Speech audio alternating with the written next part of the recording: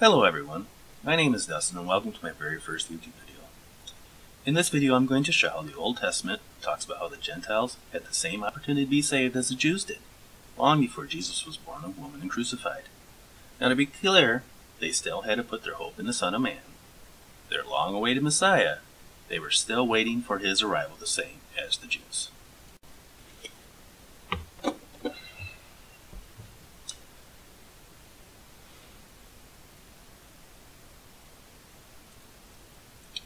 Isaiah 56, verses 1 through 8. Salvation for others. This is what the Lord says. Maintain justice and do what is right, for my salvation is close at hand, and my righteousness will soon be revealed. Blessed is the one who does this, the person who holds it fast, keeps the Sabbath without desecrating it, and keeps their hands from doing any evil. Let no foreigner who is bound to the Lord say, the Lord will surely exclude me from his people. And let no eunuch complain, I am only a dry tree. For this is what the Lord says. To the eunuchs who keep my Sabbaths, who choose what pleases me, and holds fast to my covenant, to them I will give within my temple and its walls a memorial and a name better than the sons and daughters.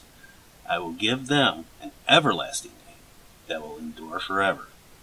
And the foreigners who bind themselves to the Lord, to minister to him, to love the name of the Lord, and to be his servants, all who keep the Sabbath without desecrating it, and hold fast to my covenant, these I will bring my holy mountain, and give them joy in my house of prayer. Their burnt offerings and sacrifices will be accepted on my altar, for my house will be called a house of prayer for all nations. The sovereign Lord declares, he who gathers the exiles from Israel, I will gather still others to them, besides those already gathered.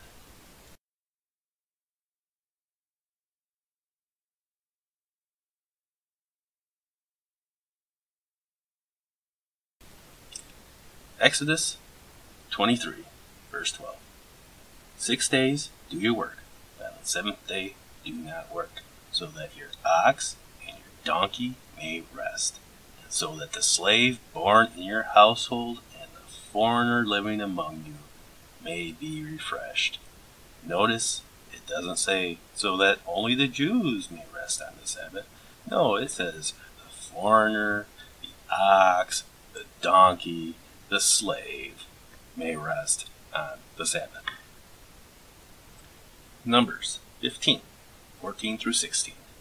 For the generations to come, whenever a foreigner or anyone else living among you presents a food offering as an aroma pleasing to the Lord, they must do exactly as you do.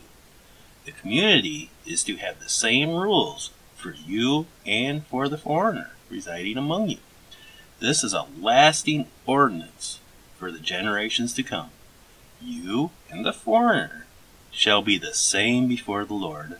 The same laws and regulations will apply to both, to you and to the foreigner residing among you. Deuteronomy 10, verses 17 through 19. For the Lord your God is the God of gods and the Lord of lords, the great God, the mighty and awesome, who shows no partiality and accepts no bribes. He defends the cause of the fatherless and the widow, and loves the foreigner residing among you. Give them food and clothing, and you are to love those who are foreigners, for you yourselves were foreigners in Egypt. Deuteronomy 31, verses 11 through 13. When all Israel comes to appear before the Lord your God, at the place he will choose, you shall read this law before them in their hearing. Assemble the people, men, women, and children, and the foreigners residing in your town, so they can listen and learn to fear the Lord your God and follow carefully all the words of this law.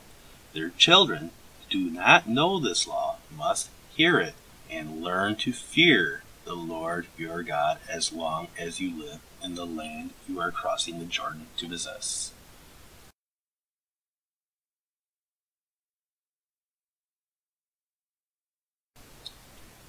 Ezekiel 47, verses 21 through 23. You are to distribute this land among yourselves, according to the tribes of Israel.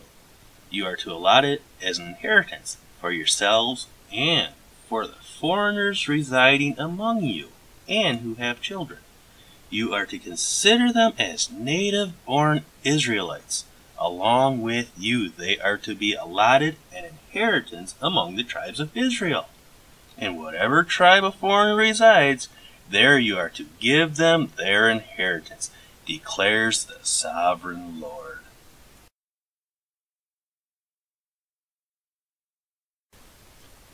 I really hope this video helps clear up any misconceptions that you may have had about what the Old Testament says about non-Jews. Please go study this for yourself in the Bible of your choice. Thank you for listening.